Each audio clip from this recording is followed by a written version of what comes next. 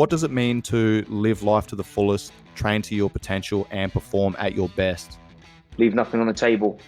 That's a non-negotiable, is that I strive to be better every day. Because if I'm not on top of my game, how's anybody else going to follow me down the road?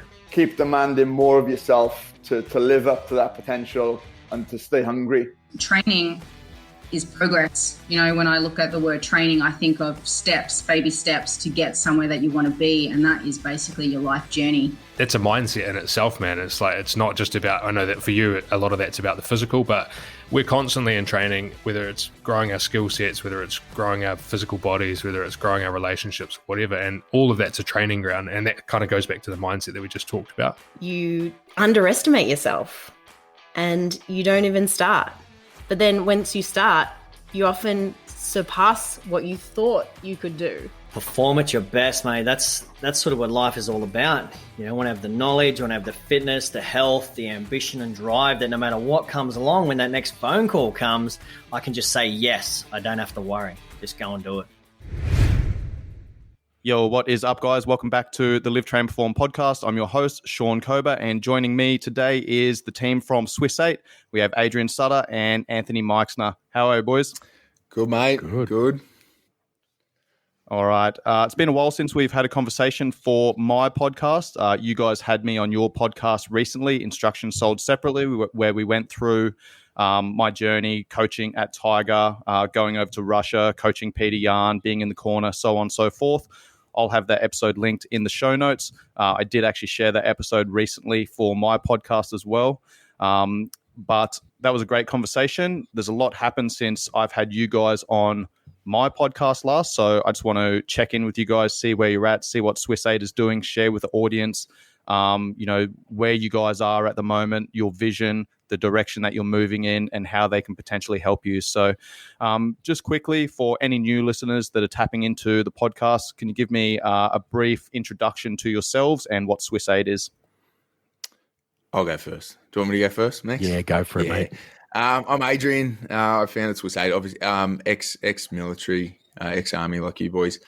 And yeah, like any new listeners, unfortunately, when I left the military, a lot of my mates took their own lives. And it's a bit of a problem in the veteran community, suicide. So I myself, Mex, and a few of the other lads wanted to do something about it. And we started Swiss 8, which is a proactive mental health charity run by veterans using veteran lived experience to try and solve some real world problems. Short and sharp, mate. Love it. Let's go, Mex. Mate, the story's very similar. I mean, it's all about 17 years old, joining the army, looking for that tribe. So a lot of these things that you'll hear us talk about through the show is all from lived experience, and these sort of things that I drew off as we went through 20 years in the infantry. You'll notice a lot of these common themes coming through, but 17 years old, standard, best soldier on the planet, comes from a broken home, looking for that tribe, looking for that sense of family, went through the infantry, did everything wrong, got out of the infantry, did everything wrong, and then started an app. And this is where we're at, mate. Mate, you just made a point there, like, about doing things wrong. Like, when you're going through it, you think you're doing the right thing. But then, sometimes you go through periods where we've all gone through this, where you kind of lose your tribe, you lose your connection, you lose your people, you lose your focus, your direction, your motivation, and your identity, and when you're in it, like, you don't really know. You don't know how to fix it. Like, it's not until you look back in hindsight where you're like, oh man, if I had have known what I know now, I would have done things a lot differently, and I wouldn't have been in that funk for as long as I was. And that's the whole point of Swiss 8 in my mind. And, again, for new listeners, I'm an ambassador for you guys. Adrian contacted me a couple of years ago and asked me to come on board. And I was like, what's the deal? What's Swiss 8 about? So on and so forth. I'm going to make sure that I'm only affiliated with brands that I trust in, I believe, I use myself. And, basically how you summed it up, Sutter, is, you're a guy that's taken these lessons that you've learned from your military experience, and you've just simply reapplied them and these principles and these lessons into the civilian community, and have gone on to build your own thing, create your own path. Back in a civilian society that doesn't understand what you've been taught, what you've gone through, and I'm very proud to be a part of that process. And that's essentially what we're doing, is taking these lessons that we've learned, these principles that have been taught to us, and just simply reapplying them. And, for me, man, like the last couple of years has been a big one, where normal people can take these principles that we've gone through, that we've made mistakes with, that we've integrated into our lives. And, when the pandemic kicked off, people lost their jobs and people losing family members and their livelihood and things like that. They were going into quarantine and lockdown and, not seeing their tribe. And, that obviously affected mental health. And this is something that we as veterans have gone through when we get back from deployments, when we get out of the army, when we're transitioning back to that civilian society. Can you guys just touch on that for a moment? I mean, I'll touch just really quickly. I mean, that's you're exactly right. Like when we first started Swiss 8, we did a bunch of research. We'll call it research. It's internal research, but we just did surveys of our community, and that's something that a lot of PhD candidates and unis had struggled to do, like trying to do professional uni studies on the veteran community. First, you have to get them to sign up and say, I want to, and a lot of, I mean, let's be honest. When you get those emails saying, "Do you want to sign up for a study?" it goes straight Control-Alt-Delete. But and so they didn't. No one really had great cut through with 18 to 40-year-old males who had been in war zones, and so a lot of the research we were looking at it going, it doesn't really line up with what we're experiencing. So we need to ask our audience and find out what's going on, what's causing their mental health decline. And we did this survey, and the 4 biggest impacting factors were disconnection from tribe, failure to maintain routine, loss of identity was the highest. And no one really understood that, but they knew that I used to look in the mirror and see a soldier. Now I don't know what I am. And then purpose was the 4th one. And so, like when you break those down and go tribe, routine, identity, purpose, that's something military members are very familiar with, but that's not a veteran problem. That's a human problem. And then, like you said, we were building solutions or interventions for veterans, then realizing that they have utility for everyone. Then we hit the pandemic, and everyone on the planet, well, everyone, from what I could see anyway, everyone in Australia is going through the same thing. They're uncertain about who they are, what they're supposed to believe in, what their values are. They don't know if they've got a job. They're getting anxious and they're getting depressed. And that's when we kind of made the decision to go, Swiss 8 is a charity built by veterans, but it's for everyone. We can't hold tools in the veteran community that have value for everyone. So, yeah, mate, absolutely agree. It's the pandemic's opened everyone's eyes to the veteran kind of experience, and from what the research we've done, it is very, very dependent on identity. And unfortunately, that's the thing that veterans lose the most when you leave the military, because we don't have a decent transition out that focuses on the psychology behind changing your identity. Yeah, that's a great point, mate. Like when you join the army, you go through, boot camp, essentially recruit training, and then you go into your initial employment training or your trade school, if you will. And, you get taught how to become a soldier to serve a specific role from, a dude that just walks in off the street who's gone through the same, kind of cycle of life that most other people have gone through. But then when you become a soldier, like, you get taught that, and then you're a lot different. And a lot of people haven't really experienced what that kind of world is like. And then when you discharge, you don't get any training how to reintegrate back into society. Yeah, mate. I had to give a talk on this about a month and a half ago. It was at a post-traumatic stress forum, and it was a little bit daunting because it was a room full of qualified psychiatrists, and then me going up there to tell them that all their research is wrong and they should be focusing on something else. But no, that's what I was focusing on. I was focusing on identity through transition, and I was looking at rites of passage, like through history, without giving the whole speech that went for bloody 20 minutes. Through history, we've had rites of passage to transition through stages of life when we changed identity. And in my life, I know the biggest thing missing, like Mex was touching on, like you go join the army to find tribe and kind of prove yourself amongst your peers. And we don't have an adolescent rite of passage anymore in the Western world. Like boys to men, there's no change. One day you're allowed to drive a car, the next year you're allowed to drink beers, and that's kind of it. You don't get any training or any kind of instruction on how to become a man. And that I touched on, like, that is why chivalry is dead. That is why masculinity is now toxic. It's because we've got 30, 40-year-old boys instead of young boys and then men. But anyway, yeah, like you said, there is this, the only rite of passage that I've had successfully through the 3 stages is Kapuka, like transitioning me from civilian to soldier. I was given new values. I was given a new lifestyle, new haircut, new image, new identity, and then celebrated into the army as that new person. And then takes you 6 months to train a civilian to be a soldier, and then they spend 15 minutes signing you out and taking your ID card at the end. There needs to be, I mean, that was the point. There needs to be some form of training that takes you from soldier back to civilian, changes your identity, changes your values. Well, not changes, but adjusts and gets you ready for the real world again. Yeah, there was some. Is this something that you guys?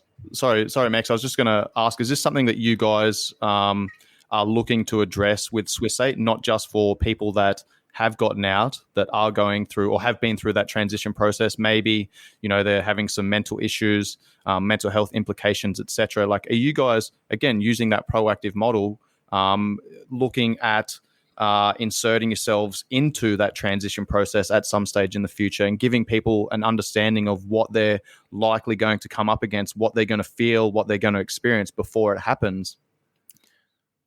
I think we have to. I mean, Max, jump in whenever you want. I think we have to. We are very eager to get involved in the using lived experience, like Max was saying, and get involved in the transition training for soldiers on their way out. But one thing, like I said, these are human issues. Like, the identity is the hottest topic on the planet at the moment.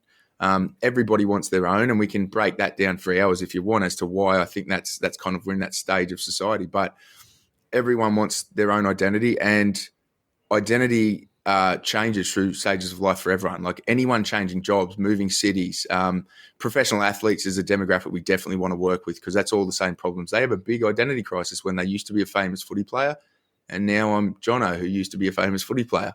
But there is, I think we have to. I think we need to take all the lessons we've learned from the veteran community, veteran space, and then start building training on identity transition for everyone. Well, I mean, this is going to have absolute utility if we look at the curve of automation and computer systems and how that is going to start reducing those lower labor intensive jobs, that we can automate garbage deliveries, interstate truck drivers, all these cars that are coming on that are going to start making jobs obsolete like we've never seen before. If we can master the transition piece now ahead of the curve, in 10, 15 years' time, when this is starting to become prevalent, absolutely.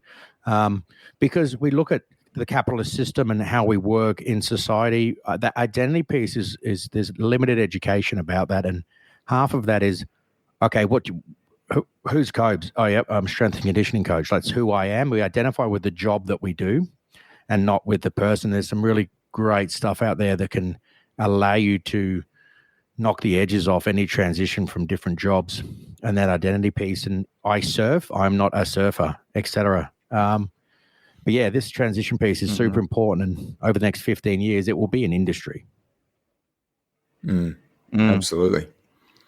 Yeah, for sure. Now, when I first came on board, you guys had your 8 principles of health and wellness. Now, since that time, you guys have kind of made some changes to those principles. For myself and for the audience, can you guys touch on those changes and why those changes occurred? Yeah, I mean, this kind of circles back to that research piece we did when we found that tribe, routine, identity, and purpose were the 4 main factors. And I mean, we built the Swiss 8 app to target the routine piece. And then we first envisaged that tribe building or reconnection style events would be another vertical or another product line within Swiss 8. And for that, fundraising events and kind of tribe building activities would be used to help people establish purpose. And then over time, I mean, I hope that we will be like this, agile for as long as Swiss 8 exists. If we built something and we find advancements or we find things that need to be changed because of the feedback we're getting, we're going to do that. We're not going to be stuck in our ways and go, no, we listed them as the 8, so they have to be the 8 forever. Like, that is a very religious mindset, and I'm not a big fan of it. And so anyway, we took minimalism and time management and looked at them and basically said all the programming, all the life hacks that we can give people in those 2 can fit in discipline, and that will give us the room to put tribe and purpose as their own pillars within our kind of 8-pillar model. It helps tie everything together. So your 4 principles or your 4 tribe, routine, identity, and purpose can all be improved within the app. and it just brings it kind of front of mind, because we know that tribe and purpose are far more important than minimalism or time management. Like, they're all valuable, they're all required, but you want the big ones at the top on the 8 in the app. So, Now, speaking on tribe, this is something that has changed dramatically over, the last couple of 100 years, pretty much since like the Industrial Revolution, right? Like, the world's population has exploded, and gone are the days where, you have the same 50 people that you see every day, that you interact with every day, being the people that you work with, your family, your neighbors, your friends. Like, you see those same people, the people at the grocery store, and you know their names and you interact with them. You know their family members, so on and so forth. Like, we don't live in that world anymore. We live in this world that is better connected than ever, but also the most disconnected that it's ever been with, this technology. Like, internet is great, right? But, we used to live in these times where your tribe or your neighborhood and your environment, if you had any issues, you would essentially put those things aside, or you'd address it head on, right? So that you can clear that up. You can keep your tribe working together towards the same purpose of, working together for survival. Now we don't have that. Now people can say whatever the fuck they want from any corner of the world, and there's pretty little ramifications from it. People don't have that interconnectedness and that intimate relationship with people that they're seeing on a daily basis. And building those connections deeper and deeper. If you don't fit in with your environment and the people around you, you can now go onto an internet forum, and that becomes your tribe. Yeah, there's two points there. The first one is that we are creating ecosystems, echo chambers on our social media that people just regurgitate and reverberate whatever particular narrative we're going down. So we are really compartmentalizing society into these specific different areas. The other one is we're fairly transient as human beings now, bar a couple of people where you grew up in the same house and you know your neighbor left and right. I lived in a house, I'm probably the worst for it. I didn't know my neighbor left and right. They invite you around for barbecues. You would go home to a court and you would be surrounded by people that you know. You knew your neighbors, your kids would all play in the same street together. You all played in the same football team. Now we're transient. Everything's online. There's mental health implications that you don't see until they present themselves. Yeah, I mean, technology is evolving far quicker than humans, and I think that's a fundamental problem, and I think it's one that needs to be addressed. I have no idea how, so I'm not going to pretend I do, but we are still biologically, again, this is objective, I guess, but everything I look at, I like to look at anthropology and go, what were we doing? How have we evolved? What makes sense? And if it makes common sense, then kind of dig down the rabbit hole a bit deeper. And we are still biologically evolved to a point where we need to be in small tribes. And there's a hierarchical system within human tribes. But, I mean, I know tribes are all different sizes. I kind of stick to that Dunbar's number of you can have 150 people in your kind of largest tribe. And that's how we are physically happy, healthy, and kind of get along with life. The world's got so big, and this is not a population reduction argument, but the world's got so big, and our governance has too many people for one leader or for a two-party system. And it's got to the point where, I mean, politics is one thing, but we have essentially lost the tribal structure, and we need it so much that we're itching to find a new tribe. And a lot of people have turned to politics now because religion's no longer a viable option. And it's red team versus blue team. In all Western democracies, it's red team versus blue team. And that's a terrible political system, but I'm not going to argue that. The problem is our creativity and our ability to have opposing ideas is now limited to red team or blue team. So whereas back in the day, smaller tribes, 320 million people in America, or what's there in Australia, like 30 million people. If we break that down into tribes of 150, I'm not going to pretend I can do quick math and figure out how many that is, but that's a lot of different kind of cauldrons to brew different ideas, different ideologies, and then they come together, hopefully peacefully integrate ideas and whatever. But at the moment, we're at a point where no matter what you think, if you believe in research on one side, then you're not allowed to have mixed ideas. You have to have a polar opposite idea, and that's it. And that is dividing everyone. I think we need to find ways to go back to localized tribal systems and communities in order to be happy.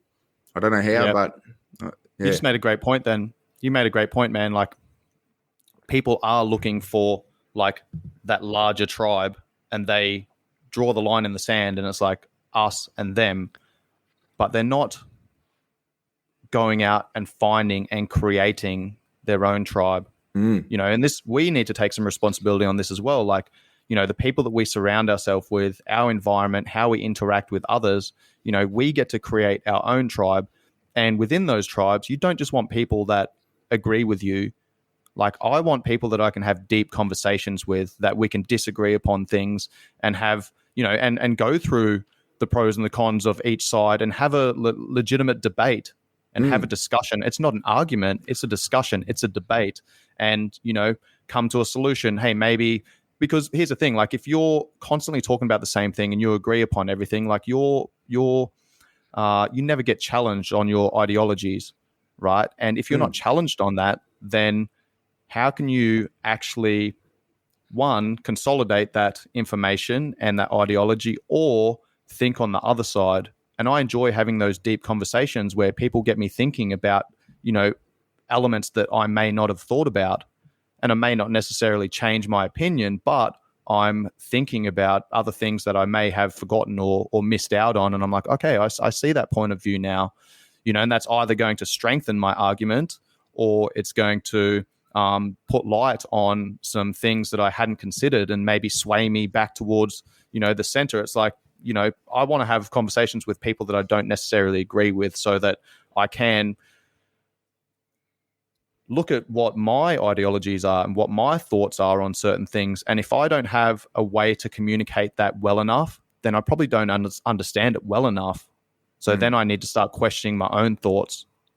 Well, I mean, wasn't that supposed to be universities and that they're places now where you can't have those conversations? Like, they're very one-sided, and you just get branded as a bigot or a sexist, racist, whatever label, and they shut those conversations down. It's going to be a place. It's going to be a scary place. Yeah, you're 100% right, mate. That is exactly what's happening. If, people are finding their tribe, and it's all people that agree with them and have the same vision, the same idea, and it is that echo chamber, and that tribe, those smaller tribes are creating this culture of us and them. Like, well, if you disagree with us, or if you disagree with this point, then, we can't be friends. And like, it's getting to the point where people are fucking, disowning family members and friends and things like that, man, because they just don't agree upon one point. They might agree upon 100 things, but they disagree upon 3 things. And those 3 things are what are at the forefront of their mind and cause issues with those relationships. Yeah, mate. I mean, this all ties back to like this being the most identity confused time in history, or in history as we know it. I mean, I know people do say that the Roman Empire got to this point as well, just before it collapsed, and this is kind of where the Western world's heading. But it's confusing, and it's the university bit's the scary bit, because young people don't know who they are yet. I mean, I'm 36 and I'm just starting to figure it out. Like, young people don't know who they are, and that's what we used to get from our tribe, was our identity and values, and those 2 things kind of go hand in hand. Your identity is kind of structured on what your values are, and when you're young and you love yelling at protests and screaming like most uni students do, it's because you're trying to figure out who you are. But unfortunately, and I don't blame America, but like, it's American models of society and politics that trickle down to Australia. And we're starting to see it here now too, that politicians are looking to lower the voting age so they can get more identity confused young people to vote for terrible, terrible concepts. And that's where it links together. It's like we're governed by... They can then play to emotions. Oh, it's rather all than rational emotion. thinking. Yeah, you move as a kid, you're all emotion, and it's like babies having tantrums. You just throw the toys out of the cot until you get a smack and start to learn some things about life, and that's what you shape your values and who you are off. But yeah, I think unless, I mean, I don't want to make future predictions for the entire world, but I think unless we solve this identity problem, the Western world's in a pickle in the next decade or so. Hopefully not, but it's looking that way. And I mean, I don't know how long you want me to rant for, but like where I believe this is coming from, you go back to Maslow's hierarchy of needs, and nowhere in the West do we have to worry about the bottom two rungs anymore. We don't have to worry about, like, Uber Eats will literally drop me food anywhere I want at any time. I can sit inside, never leave the house. Food's not a problem. Shelter's not a problem. Entertainment's not a problem. We're all the bottom 99% of society that was used to spending all their time and energy focusing on food security and shelter now have too much free time. And because of that, we're all moving so far up Maslow's hierarchy that we all think that we are creative geniuses and we can change the identity of ourselves and we can all be this individual person. Some parts of that's fantastic, but it's causing 3 to 5 value sets to skew out into 500 million different identities that we have to worry about. And I don't know. I don't think you can maintain in this day and age a strong social structure. You can't have strong defense forces. You can't have a stable country when everybody thinks they are an individual with their own identity that everybody else must bow down to. I think we're in a pickle. You make a great point there, and kind of touches on the hierarchical system that we spoke about before. When you have those smaller tribes, everyone's a role player, right? You've got the head of the tribe or whatever, and then you've got the people that support him or her, and then you've got people that do certain roles and have different responsibilities within that smaller tribe, and that's being lost, man. We kind of touched on this actually last time. We had a conversation for your podcast about, the benefits of being within a sports team and learning how you fit into a team and understanding that sometimes you may need to make sacrifices for that team and you might be utilized in a role that you may not be as comfortable with, but that's for the benefit of the team. Someone else might be able to play in a better position. You can be a little bit more of a utility player, better utilized in a certain position. And, I think that is definitely missing in the world that we live in these days. People do think that their opinion is just as important as the next person. And I mean, this probably sounds a little bit controversial to say, but I fucking tell you right now, it's not. Like, if people say to me, hey, Cobes, blah, blah, blah, blah, like, there's going to be a number of people where I take their criticism and their points very seriously. And I'm like, all right, well, I'm clearly doing something wrong here. If I've pissed these people off, like, I need to fucking change how I'm doing things, right? But then there's going to be other people that might say the same thing, and like, I put no weight on their words whatsoever. I couldn't give a fuck about it, right? That's what people need to understand. Yeah, absolutely, mate. I don't know if you want. I was too busy laughing at it. You're 100% right. And it's about that's where people need to figure out in their own value system is, look, what do they appreciate? Because some people will look at it and go, I trust in that guy because he's got a university degree. I personally, and that's starting to get shady to me. I'm like, I trust in people who I've listened to and I appreciate their opinions and I see that they're well researched and they've actually thought it through. That's the kind of people I trust in. But yeah, you're right. If anyone off the street just walks up and gives me shit about a project or something, I'm not gonna. You're going to try and take it if it's constructive, but not going to pay it. Well, it's like when you first get into the battalion, your boss sits you down. He's 18 years old. He's just got out of RMC, and he's going to sit you down and do a financial plan with you. And your platoon sergeant's sitting next to him, like, what the fuck is he talking about? It's a cross between the lived experience and the respect of the people that are talking to you. Like, you go and see a psych or a psychologist or a doctor. And some of the GPs are some of the most unhealthiest looking people I've ever seen. They look like they're near death, grey skin, poor posture, overweight. And you're like, and they're telling you, this is what you got to do to get healthy. And I'm like, do you know what that is? And I think that's part of the thing you guys, especially you and Adrian, really live and embody the stuff that you preach. It's not a preaching, it's you live it and you're like, well, we've done it and we're going to adapt and move as we go. And then you couple that with the research. And I think this is why psychologists and psychiatrists are struggling at the moment in their treatment pathways, because there's also a limited amount of respect for the person.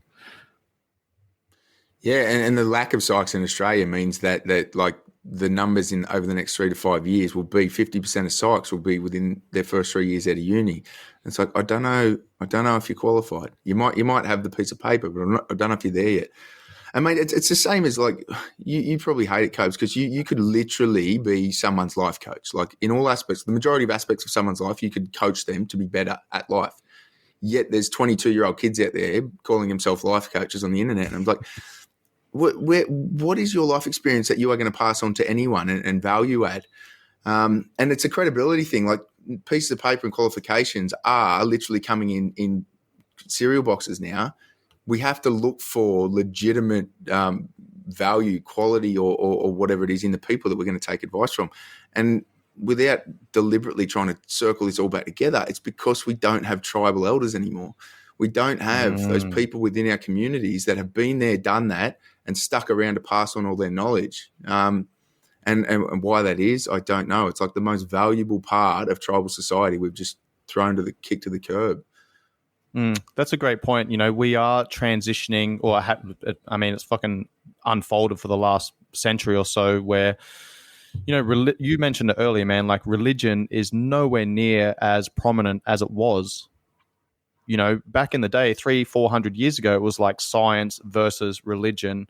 And, you know, dude, to me, like I'm not religious at all and I was not brought up in a religious family. However, I definitely see some of the benefits of the religion, and certain religions have been around for a long time because it is essentially a codified set of rules, right? This is what's being passed on from generation to generation. This is right. This is wrong.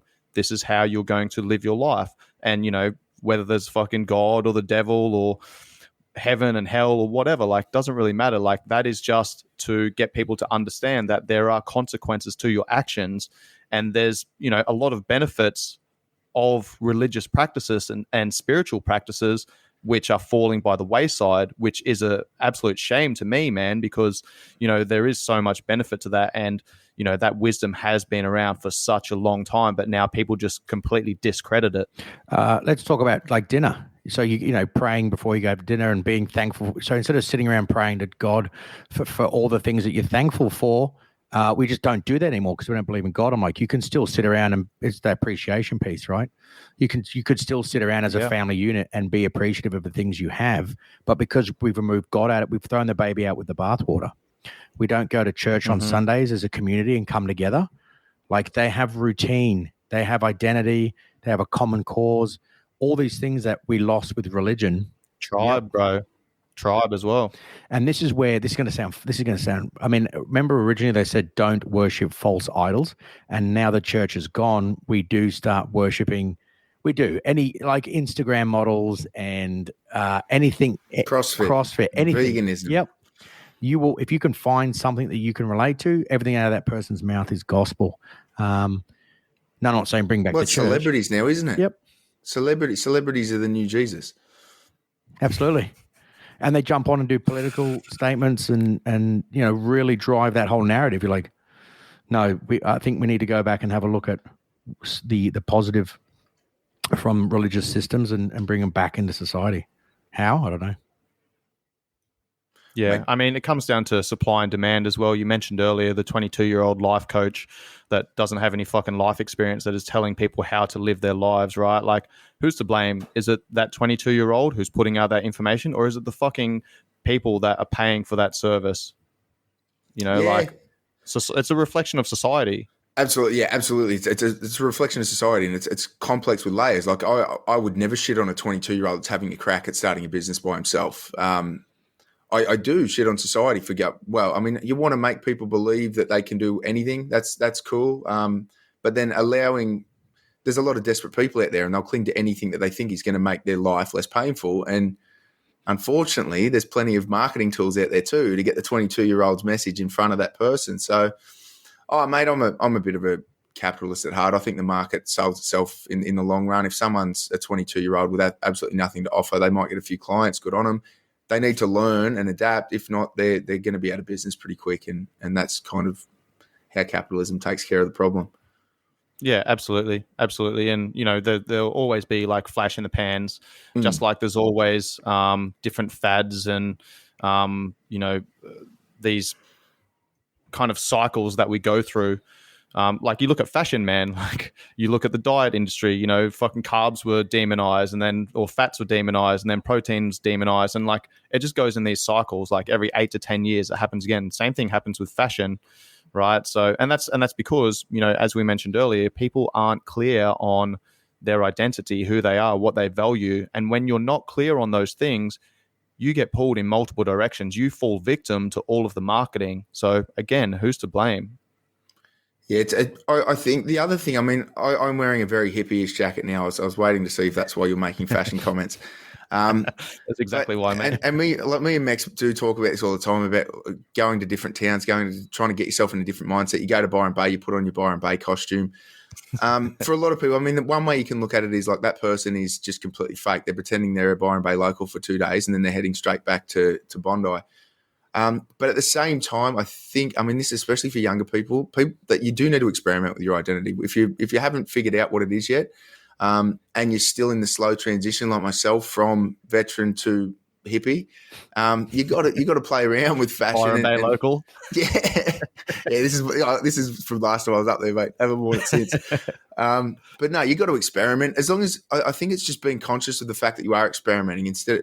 If it's dangerous to wake up one day, put on your Byron Bay shirt and go, everything today is going to be super happy and peaceful because I'm a hippie today. And then you get hit by a bus and you're like, fuck. And you need to be conscious of the fact that you're experimenting and you haven't actually transitioned into that new identity. So maybe don't change all your social profiles to happy hippie 69. Like, it's a process. And if you do buy into the fashion, just hold on to it for 15 years. I've got stuff in my wardrobe that's coming back into fashion now. I'm like, fuck yes, it'll be good. Exactly, mate. It always goes around in cycles. Now, what I want to talk about next is, you guys, last time we had a conversation, we spoke about what you're working on, Mex, some of the projects you're working on to help people rebuild their tribe and find their purpose. And, you spoke about the Finke Desert Race. Now, that obviously unfolded. Can you talk about like that process, what you guys got out of that, what the lessons that you learned were, and some things that you're going to take away from that moving forward, and then maybe some of the projects that you're working on? Oh, absolutely, mate. So from a tribe perspective, I think the Finke was a massive success. We went away. We took a bunch of current serving guys from some pretty high stress environments and took them away with a group of guys. Most 80% of that group were high speed individuals, and we brought one or two guys in that needed that hand to see what it was and how it was going. Got a lot of support from defense. We partnered with them. Well, we got a bit of sponsorship. I think we paid for the sponsorship, so it's perplexing. Yeah. And took them away, and really the whole experience, we sat around. I mean, a couple of times there, you'll see these kumbaya camp story with people that haven't got lived experience. Like, you can't shove this sort of stuff down people's throats. We had a couple of beers on one of the nights around a campfire, and probably within about 15 minutes, 20 minutes, 2 or 3 beers in, people just started telling little worries and then stuff. And then there was a couple of guys that were from the mining industry that had been 30, 40 years in emergency mining, pulling pieces of people out of, mine explosions and stuff. And he just had never spoken about it. And because we didn't set up an actual kumbaya, here's your pipe, you hold it, you get to talk, and then we're heading on to the next one, it just flowed and it was organic, and it was in a group of people where, because you didn't make it a thing, they trusted and they believed in it. And it was really good, mate. I mean, outside of that, the exposure that the event generated was fantastic. And going forward, we're going to try and replicate that this year. Problem is, when you're grabbing guys from those sort of particular units, it's on again, off again. So you don't know if you're going to get them or not. You have to register in February. By the time June comes around, they could be in 3 different countries by then. So, but might be in Ukraine. Yeah. Mate, so yeah. On which side, though? On which side? We're going down that rabbit hole? Well, I mean, we'll circle back to this in a moment, but I want to hear, some of the projects that you're working on, the lessons you took away from that, and then we'll circle back to, how social media is showing what actually happens in war zones and how it can affect individuals, and it does really draw drive the light towards some things that soldiers have potentially gone through and why they may have some mental health implications. But we'll come back to that in a moment. Yeah. So, I mean, everyone who used to put these particular units up on pedestals, we know now that the turnover rate's so high that these are fairly junior guys that some of them haven't deployed and were sitting around, and really it was such an even keel. But the professionalism that they moved into it with, we got orders as a race team, got delivered orders, full smack, woe to go. And that common language and that common, I used to fight it. Me and Adrian used to butt heads over it.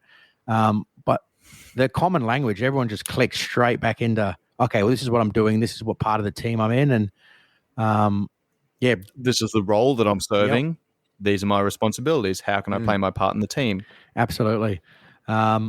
And then outside of that, it is an event that it's a fun event that you can go to, that you can put a bit of a pilgrimage into. So from Brisbane to the Finke, stopping along the way, because if you don't have an excuse to do something, most guys won't do it. So it's a good excuse to get people together and teach them those tribe experiences. Those boys built relationships there or rekindled that are still going now. So.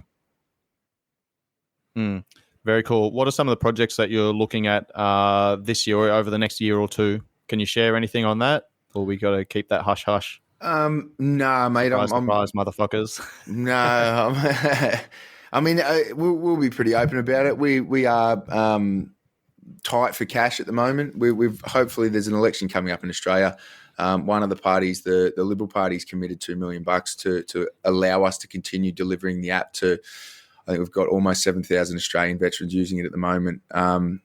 We're still having conversations with Labor. Hopefully they can come to the party and veteran space is very, what do you call it? Non-partisan. So hopefully it'll be the same. But that'll heavily impact where Swiss 8 heads over the next 12 to 24 months. We still have a strategic kind of roadmap in place. We started research in partnership with Newcastle Uni last year on two projects. One of them has finished now. The prelim results are out, and it's proven, young PhD candidates proven that using the Swiss 8 app over 8 weeks reduces your K10 score, which is your distress markers, anxiety and depression, which is fantastic. And then that was leading into what is our next main project. It's going to be a 3-year project, but we have started the research with Newcastle to build an artificial intelligence model to take all of the biometrics that we can currently pull from wearables, from the way we write, the way we talk, or as many avenues as possible, and funnel them into the app so that when you're using all of the programs within Swiss 8, you can track your own mental health markers. And that way, long term, obviously, it predicts mental health decline at an individual level. And yes, this might sound like we're kind of letting cats out of bags, but no one in the world's doing it at the moment. We're working to be the first. We've just got to make sure that we're funded to get it all the way through. And I guess the exciting part about that is all the models at the moment, all psych research, all surveys, all research in general, it's looking at in the medical kind of field, it's always looking at whole of society kind of models and or looking at what was the most effective interventions for this type of person. And as we know, especially with fitness and nutrition, dietetics, like you touched on before, they're kind of soft sciences for when it comes to an individual level, in that you can't read a textbook and know what's going to be the perfect solution for every person on the planet. And those textbooks, they might be as accurate as possible to the current science or the current research, but everyone as an individual is different.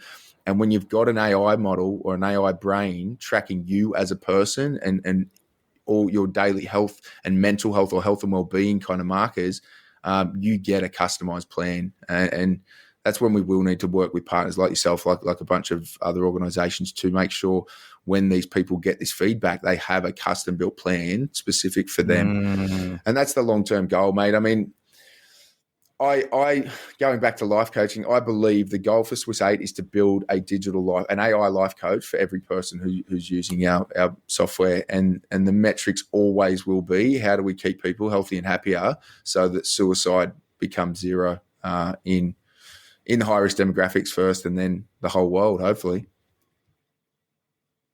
That's brilliant, man.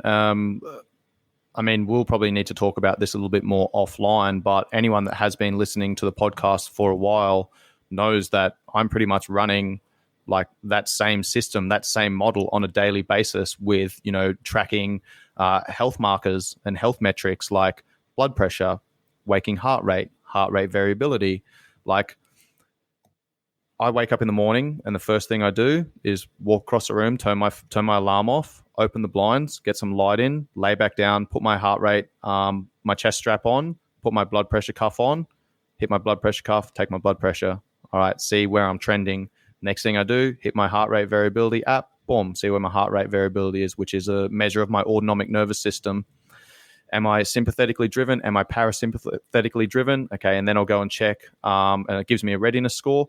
And then I'll go and check my waking heart rate and I'll check my sleep. All right, all of that data then gives me information, and that information provides knowledge. All right, well, this data says this. This is the information that it's providing me. Maybe today is a Thursday, right? I've trained hard this week. I've been working hard. My sleep's been a little bit off for the last couple of weeks because I'm working on my own projects. I'm pretty much working till 7:30, 8:30 at night, every night for the last couple of weeks, right? So I know that, my sleep's a little bit depleted. I'm not getting as much deep sleep as I need, so on and so forth. So then I need to start making adjustments to my training. I need to start making adjustments to my nutrition. Maybe I'm in a sympathetic state. I haven't slept very well. I need to pull my training back a little bit. And I'm going to do a little bit more mindfulness, meditation-based work. I'm going to eat reduce my carbohydrates, maybe increase my fats, my proteins, my fruits and vegetables throughout the day. So I'm getting a heap more micronutrients, vitamins, minerals in, etc., to support all of this stress that my body's been under, right? So I can get back to recovering and functioning optimally, right? Maybe I'll turn my phone off a little bit earlier and go to bed a little bit earlier. You know, I'm already doing all of this stuff, and this is something that I'm teaching with the podcast and, you know, with the training programs that I'm building out at the moment, ebooks and things like that I'm going to have on my website. We're already going to be putting this stuff together. And it's like you follow the bouncing ball. If this happens, this is what we do. These are the options. If this happens, these are the options. And it's about looking at the principles. It's principles driven, right? And then you give people methods and tools that they can choose that are appropriate for them in that situation to, you know, elicit the desired outcome. And that's what the AI does. Yeah, mate, absolutely. Everything you say, I mean, obviously that's why I believe that we get along so well, and that we obviously work together on stuff like this, is because we do have very similar mindsets. And everything you're currently doing, I think the biggest goal for what we want to build with an AI model is to take all of that and take the manual labor out of not the actual stress, programming, the stress of thinking about it. So, I mean, I've seen heaps of memes, and it does make sense. It's like there's so many health and lifestyle tips out there now. It's like you need 8 hours sleep a day. You got to work for 8 hours. You're commuting an hour either way. You got to cook. You got to go to the gym. You got to meditate. Blah blah blah. It's like, how the fuck do you fit that in a 24-hour day? In order to track it properly, you've also got to add about an hour worth of metric monitoring and kind of coming up with your own fixes. So if we can remove that part of it and automate as much as possible, I think it works for the end user. Definitely improving kind of mental health markers, but it also works hopefully for people like yourself who can use it as a tool in your own business. It's a great point as well, is like, you know, everything's interconnected. It's not like I just wake up in the morning and my HRV is low, meaning my body's under stress, right? And I'm in a sympathetic state. It's like I've been working really hard. I've also been training really hard. I haven't been sleeping as well. Some days my steps, my activity level is really fucking high, and my food consumption is really low, right? So that's all adding to my lower energy levels, and that's affecting my mood, my attitude. That's affecting my hormones, my neurotransmitter health. Like, everything is connected, and this is what people need to understand. Like, it's not like you just do one thing and it fixes everything. It's like, you know, it's an integrated approach, right? We need to look at the different isolated systems, the different isolated things, and then integrate that into an overall holistic system. Yeah, mate, absolutely. And I think that's where AI is changing the game. It's in research to begin with. So when do we start? So it's like 2018. So 2018, I sat down for the first time with Newcastle Uni. I said, this is what I want to build. We've got a PhD candidate, and there's 8 pillars that people are going to be working towards. And they shit themselves straight away. And they're like, I don't think we're going to be able to pull it off. Because the old model of research was that everything's a control except for one variable. And that's how you do studies. And it's like, how can we, and that's where the data, I think research is so, a lot of it's so outdated in the health space. It's because you're looking at what's the better diet, carnivore versus vegan, without any other levels of complexity on the people's lifestyle.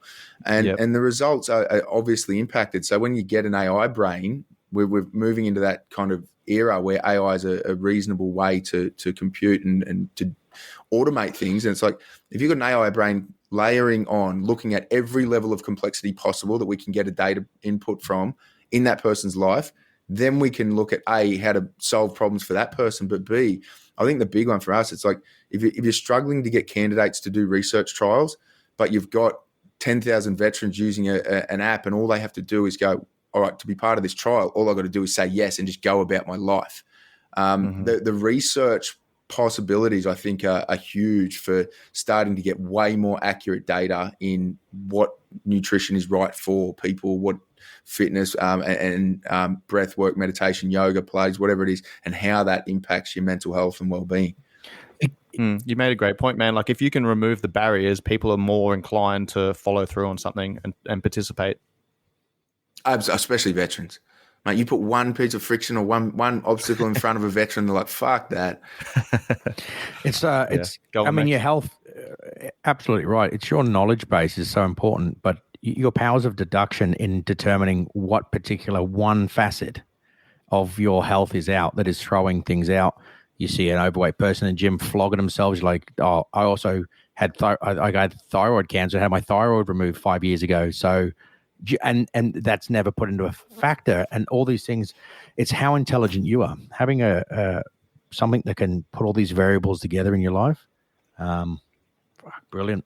And then what you can do is once you have the data, like it's amazing. No one's ever done a study that said if you effectively sleep, train, eat right, have discipline, all those, the 8 pillars of Swiss Aid, you'll be better with your mental health.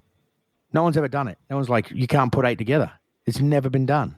And we're like, yeah, well, let's do it. Like, oh, you can't do it. Got done. And then, right, and now you're affecting. The thing is, we're doing it every day. Correct. You guys are just systemizing it and putting it out to people. But everybody knows things, right? And looking for, I mean, the charity does help because it's looking for a way to build this with a financial model that's effective when we're going up against the 4 or 5 biggest organizations on the planet. Like this research has been done before, but it's been done by organized companies like Google, like Apple. Like they are tracking everything. If you're wearing an Apple Watch, they are tracking this stuff already. The problem is they don't want to turn it into a mental health app because the number one problem with your mental health right now, if you're listening to this, is how much time you look at your fucking phone. And Apple is never releasing holistic health data that says if you want to improve your well-being, we've got all the data points, we know how to do it, but you just got to switch your phone off for the rest of your life. Like that's never going to happen. And I mean, hopefully we don't get shut down. I love a good conspiracy about big tech companies shutting people down. I don't think we will. I think we'll be fine. But when we get this thing built, it's going to be a game changer. Yeah, listen, man, you just made a really good point then. Like you guys are essentially a tech company at the moment, right? So, you know, if people want to use the app to improve their mental health, then they need to use their phone. They need to use the app and they need to, start structuring in and utilizing this content. And a point that I want to make here is that, you know, you're either using your phone as a tool or you are the tool and you're the one that's being used, right? Like I can use a hammer to smash someone's fucking head in, but I can also use that hammer to build a family. Build a nail. Or I can use that to build a house for my family, right? Like how you use that tool is very important. And, you know, anyone that has been listening for a while knows that fairly regularly, every 4 to 6 weeks, I go away for a digital detox. Like I use my phone as part of my work. It's part of my job, right? Like, you know, sharing on social media, some of the stuff that I'm doing with the fighters. I'm not sharing everything, okay, because my main fucking job is working with people, right? But I'm doing myself a disservice if I'm not sharing some of that stuff as well, right? So how you use that is just as important, whereas you've got other people that are just sharing all of the stuff that they're doing, and that literally becomes their job, right? As you mentioned earlier with the influencer who's spending all their time on social media. So really, it really does, it is very important how you use these tools, how you wield them, but that's where the discipline comes into play.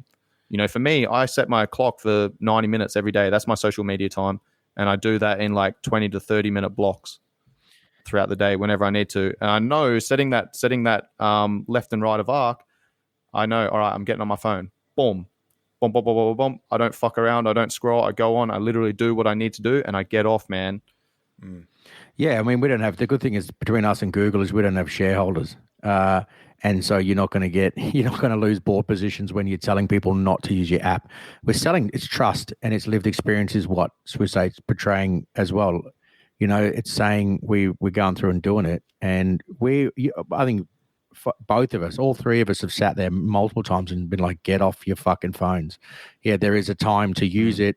Yeah, we need to use some of the tools to get you into a routine, but get off your phones. And you probably won't hear three bigger advocates of that than on this call.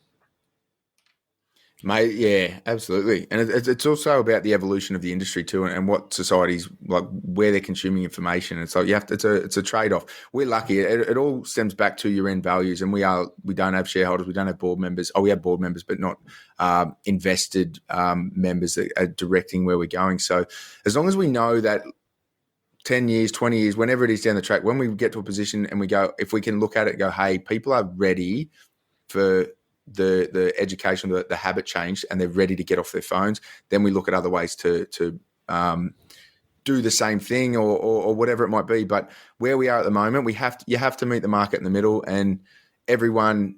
We did look at the research, and there's plenty out there to show that even Facebook, it was started as a social networking platform. The intent behind it was to connect people, and what it did was disconnect the entire planet. We are aware that we are building a connection-focused and routine-building mental health app, and the biggest problem with people's connection and routine is that they stare at their phone too much. But we need to meet the market where it is. Our biggest goal is to get information, education to people, and that at the moment means you need to be on social media, you need to be on apps. And in the digital space. 30, 50 years from now, who knows where we're going to be, but things are changing pretty quickly, and I think people will be ready. There's either going to, there's going to be evolution in technology as well, and we're going to get to the point, hopefully, where they invent phones that don't fuck your circadian rhythm, sleep cycle, your life in general, and we'll obviously, if we've got the capacity, be trying to drive trends to move away from whatever makes people lose their sleep and disconnect from each other. But yeah, I think where we are now, we have to accept it's necessary evil, and the road to hell is paved with good intentions. But we are lucky enough that we don't have any kind of negative forces directing where we're heading. So we are going through the technological revolution. We are living through that right now. It is a revolution, and like the advancements are happening so fast. To tie into what you just said, like you guys are an app, you are delivered straight to somebody's phone so they can structure and schedule the most important things in their life, create a system that essentially, sets up their day so they don't have to think about things too much, right? Now, for some, people listening, think about this. There's things in your life that you've done before that make you feel better about yourself and how you're living. There's also things that you've done in your life that makes you feel shit about who you are and how you're living. We need to ask the question, is this serving me? How is this serving me? So if you go onto your phone and you're spending time scrolling through social media, looking, you're following accounts that make you feel shit about yourself, then like you're fucking doing that to yourself. People need to take responsibility. However, if you're using your phone to go onto the Swiss 8 app and structure in there, some mindfulness work first thing in the morning, and then some training. You're following, performance functional training program, and you're looking at, the nutrition side of things, and you're looking at, some of the content to allow you to get to sleep and manage your circadian rhythm a little bit better. Like, that is now serving you for the better. If something's not serving you for the better and it's creating a negative impact in your life, like, how fucking long do you need to follow that before you go, you know what, I'm doing this to myself? One of my, I really like this quote. It's like, before you heal somebody, ask if they're willing to give up the things that make them sick. Yeah, fucking oath. Mate, I guess the tough part is that once you get into that state where you are staring at your phone too much, it does make you mildly depressed. The more depressed you are, the more dopamine you want. You go back and it's a vicious cycle. And people, once you're deep into it, you don't even realise it. And you're staring at your phone for 2 hours and you're like, oh, yeah, I've been here for 5 minutes, but it's consuming your life. But no, I mean, as a easy to do life hack, I did that a couple of weeks ago. What you just said, just went through Instagram and I was like, I'm not a fan of this feed. And then I was like, hang on a minute, I curated this feed. Subconsciously maybe, but I curated this feed. And I just went through and I just unfollowed or I think there's a way that you can say that you want to follow them, you don't want to see their shit anymore. And just did that to all of the people whose content was either negative or all of the things that were distracting me, that I had. Anything that had meme pages are gone. Unfortunately, they're hilarious, but they had to go.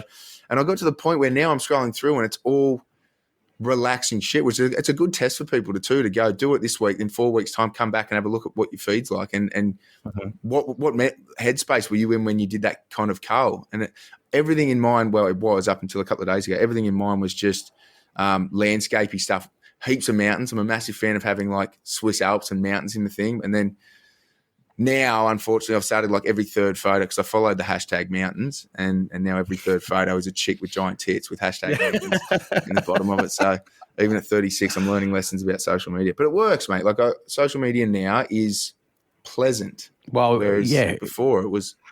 Who's that blonde? Who was that blonde? Someone. So I think that's Margo. The fucking sounds like a little bit of renovations going on next door. I've got a fucking jackhammer going on. That was so good. Yeah, who was that? I had a dude on my feed that was pissing me off, and it was a blonde personal trainer.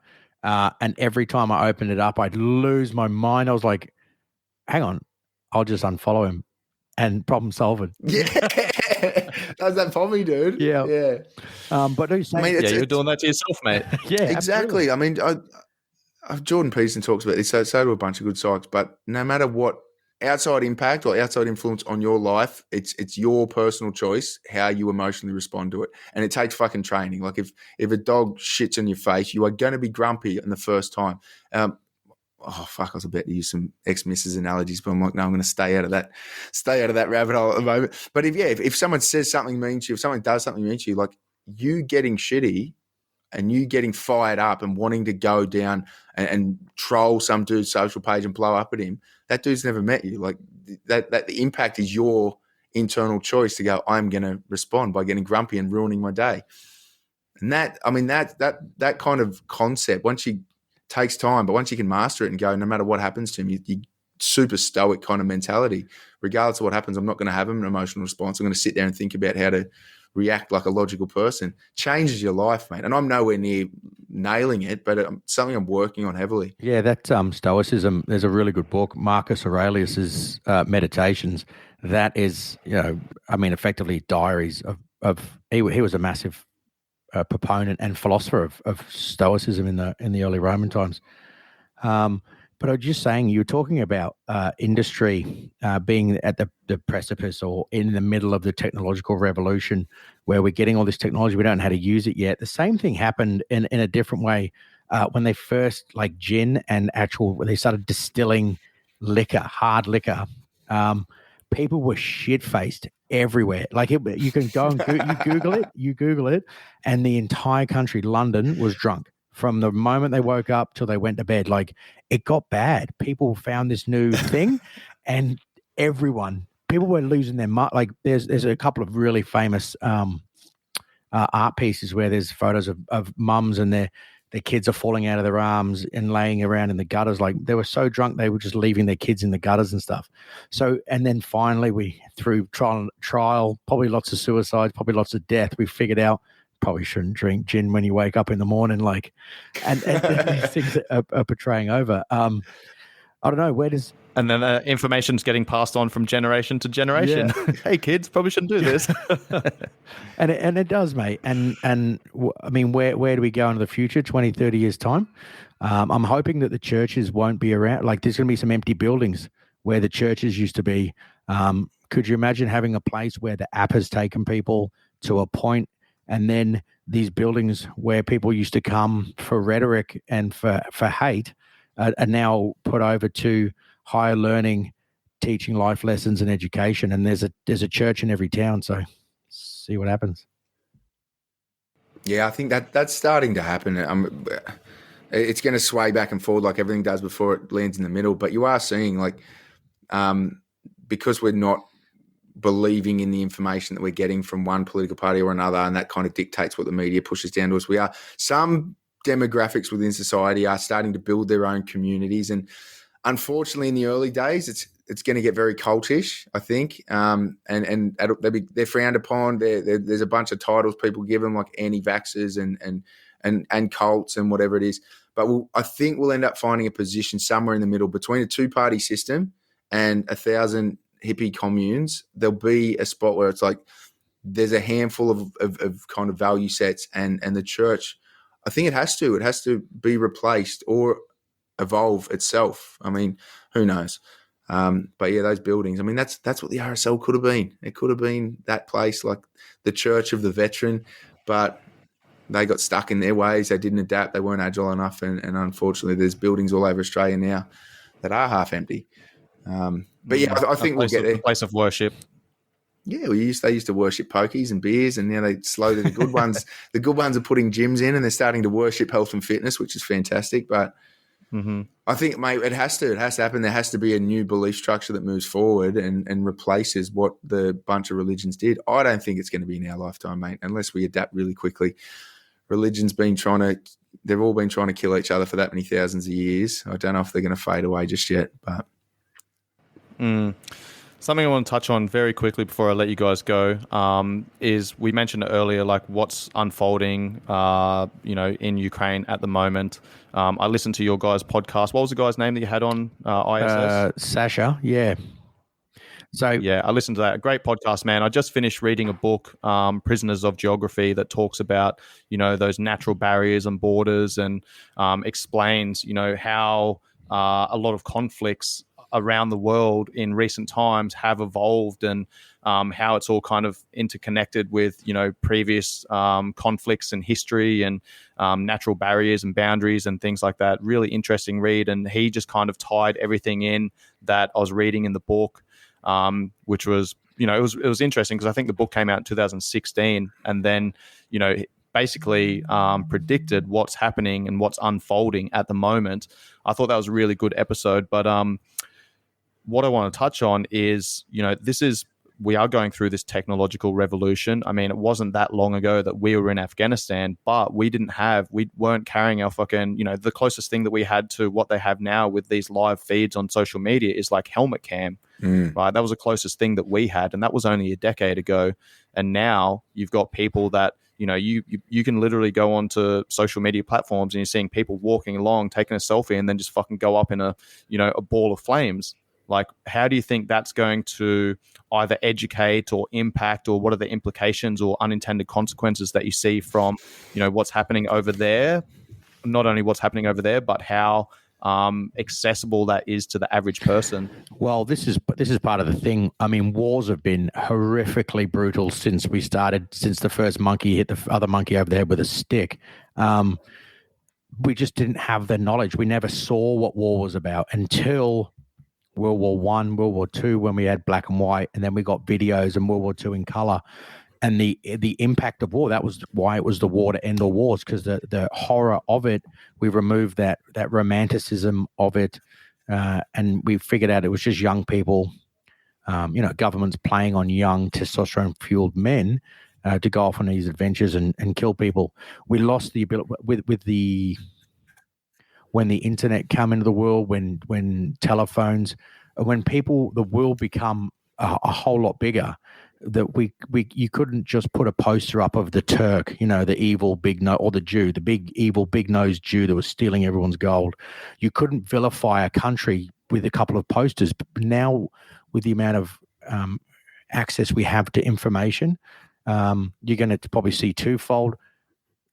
Probably less hate, I would say, harder to galvanize a country to a particular objective, to see it through. We don't have the staying power. We don't have the hate built behind it. And I suppose maybe the second one is the horror that you'll see from these events in people's TV feeds and stuff. It's 4K footage of war. We've never seen this in our lives. I think it's going to have a massive impact. Yeah, mate. I agree. Yes, I go, Sats. Yeah, mate.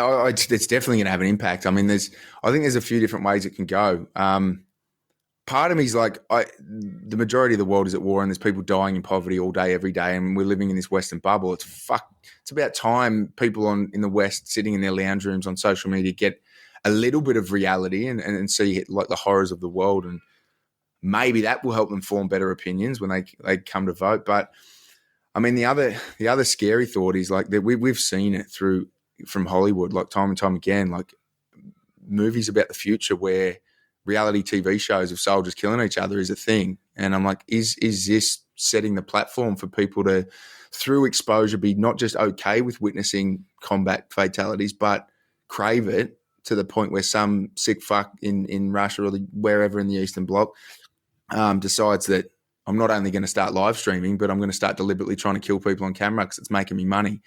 And yeah, I think that's something that we need to keep an eye on.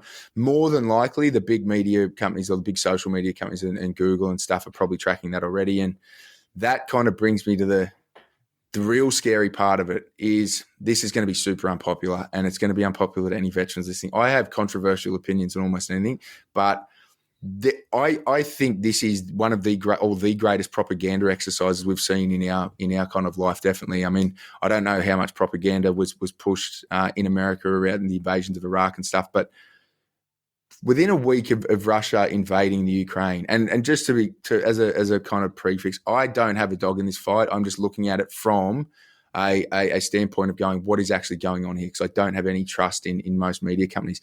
We have seen nothing but Ukraine's side of the story. We saw the minute Russia went across the border, there was preloaded, pre-recorded propaganda packages that hit every mainstream channel in the Western world of the Ukrainian president, who is an actor, telling stories of how hard done by they are and how evil the Russians are. Is that true? I have absolutely no idea. I can assume, I mean, I've been watching a lot of this live stuff too. When you take... I reckon there's probably evil people on both sides. There's definitely corrupt governments on both sides of that border. There is definitely influence from Western nations through NATO, poking the bear in the chest, and the bear said, fuck you, it's time to go, and now Russia's in the Ukraine. I mean, all of that has to be taken into account. Again, don't have a dog in the fight. But I don't know, when you see these propaganda packages and you've got people paying attention to conflict now in real time, the whole world is picking a side and saying that Russia's super evil. Russia's still got kids in the army that don't want to be there. Russia has officers that don't want to follow orders. Like, this is a government problem. There's two governments that hate each other, and young people are dying for it, as they always have. Is America partly to blame? Because they've got, like, I love American people. I fucking despise American politicians. I'm starting to form the same opinion in my own country. Like, Australian people, I think, are fantastic, but politicians, I don't know where their values lie anymore.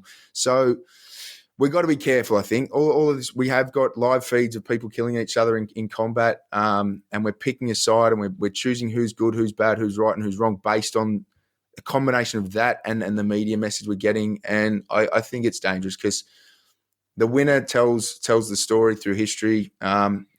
Russia is very much Nazi Germany at the moment in the West's eyes, which leads you to question, like, yes, from history, Hitler was an evil person. How many of the soldiers underneath him were wishing they were born in a different country? How much of that was propaganda? How much of that history was propaganda written by the Allies? I don't know. It just makes me question things. And I want people to be very careful about watching propaganda that will, over the next year or two, villainize all Russian people. Like we went to war against what I thought was an evil religion.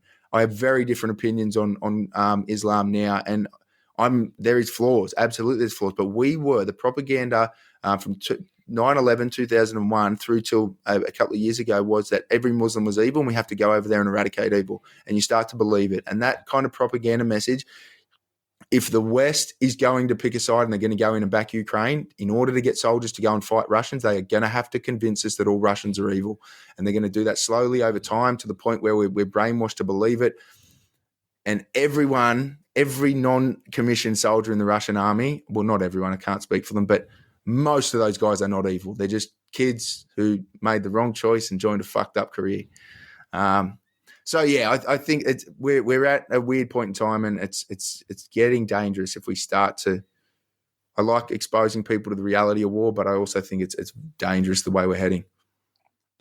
Yeah, you make a good point there, and like I mentioned earlier, that book that I read, Prisoners of Geography, kind of predicted what's happening right now. And it gives a lot more context. So, as you said, it's been mentioned numerous times in the podcast, like people live in an echo chamber. And if you never challenge those thoughts, then you never get the opportunity to see the other side. And like, I definitely don't condone what Russia's doing, but given the context and from what I understand of the last decade, and provocations and issues that haven't been resolved, that Putin's been asking for to occur, that haven't occurred, like it's kind of gotten to a point where like he has no other option. I'm sure he's got other options, but he's at the point where he's like, all right, well, NATO's pushing closer and closer, the borders are getting smaller, so on and so forth. Like, I don't have a choice now but to go on the attack. Like, offense is the best defense, right? Well, I mean, and this is something that people don't understand, and they don't have that context. All they're seeing is what's unfolding right now, but there's a long history there. Two brilliant facts in that. Number one was when the USSR fell, and I think when Putin finally got into government, early 90s, he asked the UN, he asked NATO if he could become a member of NATO, and they said no. And they said, whatever reason they gave, they said your standard of living isn't within NATO's tolerance. You can't be part of NATO. He's like, okay, well, can we call it the European Army? And we just make an army where all of Europe comes together and we can, like, no, you can't be part of it. It's like, cool. Okay, cool. And then NATO started advancing across towards the West. And the biggest thing that I like to give people examples. Do you remember when North Korea tested one of their first ICBMs that could reach, I think it could reach the east coast of Australia or something like that. And we were up in arms and people were spinning up contingencies to invade North Korea because we had an ICBM that could reach Australia. Well, if Ukraine become a NATO country, they will put nuclear weapons that have a flight time of 4 minutes to Moscow. And Putin was like, and after I think it was 7 different advances NATO made over the last 20 years, and Putin was like, "Can you please stop doing that?" Did another country. Can you please stop doing that? Did another country. Exactly. And that's what people don't understand. It's like there has been these negotiations and there have been these conversations before, man, but people don't understand that context. All they see is what's happening right now. And they're like I said, I'm not condoning what Russia's done or what they're doing, but there's a lot more context to consider with what's unfolding here. You look back at, the Cuban Missile Crisis. Yeah. That's all. It's exactly the same thing, but now the roles have been reversed. Well, they invaded straight at the Bay of Pigs, Cuban Missile Crisis, like massive. I think it's just funny how. I mean, I'm just as bad for it. I'll have an opinion about anything, but you see people who can't balance their checkbook or figure out, how to manage their week, and then they want to get into geopolitical situations and work on politics. Just have a look at it and try and look behind the lens, and don't get your information from a single source. Remember that unreliable single source reporting, you're probably going to get fucked up. Mate, it's the perfect kind of tinderbox ready to explode for the entire world. I mean, that's why I thought World War III was a sure thing. I think we've done pretty well to avoid it so far. But if you get an entire society for 2 years locked in their houses, slowly but surely separating the elite class from the rest of the slaves, and the slaves are sitting in their houses for 2 years just absorbing fucking garbage through their phone. And then the one thing that changes the media cycle is this evil dude in Russia invading Ukraine. And the first day, Google turns off Russia. Like no date, no information, no media streaming, nothing is coming out of Russia. We're going to believe, we're just going to sit there. We've already adapted over 2 years to just be staring at phones, consuming garbage. And we're like, all right, there's more garbage coming, but now it's coming from the Ukraine. It's all true. I hate Russia now. Let's go. And again, like, fuck, it just frustrates me. Don't let me go down this tangent too far, but to see, I get it. Like I get the boys that have been in fucking gunfights, the idea of going over there and supporting the Ukrainian. It's sexy. But fuck me dead. I don't understand how anyone from our generation could look at that and go, I have objectively looked at this scenario from both angles and I'm going in to support Ukraine. Like, I just think that's absurd. I'm like, we're getting one side of the story, and we've been very well groomed for a few years now to accept the evil villain and just look the other way. Everything must be true. It's not. Yeah. I could go down this rabbit hole, but I do need to call this conversation.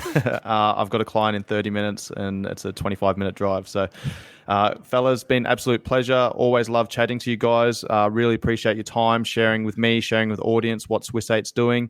I'll have all of your links in the show notes. Lads, love your work. Really appreciate you guys. Cheers, mate. Thanks for having us on. Mate. Cheers, mate. Cheers, boys. This episode was brought to you by Swiss 8, which is a proactive mental health program designed by veterans, initially for veterans, that has been pushed out to the wider community, that allows you to structure in and schedule their 8 pillars of health and wellness, including nutrition, sleep, time management, discipline, fitness, personal growth, mindfulness, and minimalism. This episode was also brought to you by Finke, which is a male hormone optimization supplement that I've been taking for about a year and a half, and I absolutely rate. It is a TGA listed nutraceutical, meaning that it's made from all organic produce to help you manage and optimize your stress levels, which in turn increases your ability to improve testosterone production levels naturally. Use the code COBES10 at checkout for your 10% discount. All of those links will be in the show notes. If you got some benefit from this episode, please make sure you pass it off to your friends and family. I'd appreciate any shares on social media platforms. If you tag me or if you share it to your stories, make sure you tag me so I can share that as well. Any 5-star ratings and reviews are much appreciated. Much love, guys. Peace.